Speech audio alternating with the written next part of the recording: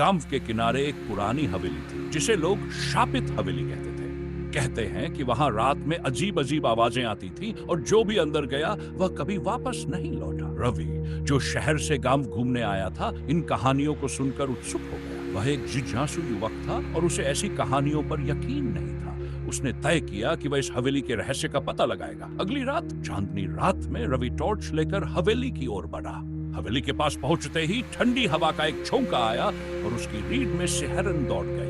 दरवाजा चरमराता हुआ खुला और रवि अंदर चला गया। हवेली के अंदर अंधेरा और सन्नाटा था।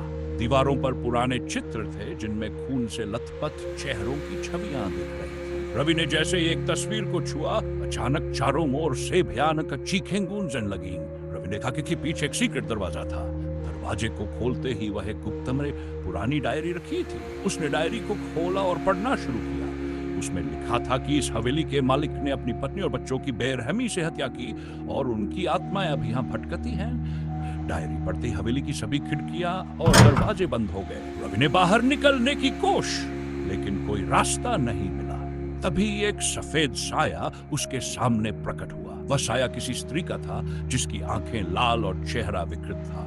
उसने रवि की ओर इशारा करते हुए कहा, तो तुमने हमारी शांति भंग की है, अब तुम यहाँ से नहीं जा सकते। रवि डर से कांपने लगा। वह चिल्लाने की कोशिश कर रहा था, लेकिन उसकी आवाज बाहर नहीं जा रही थी। अचानक वह साया उस पर झपट पड़ा और सब कुछ कालेपन में डूब गया। अगले दिन गांव वालों ने हवेली के पास रवि की टॉर्च और उसके जूतों के निशान देखे, लेकिन रवि का कोई अता पता नहीं था।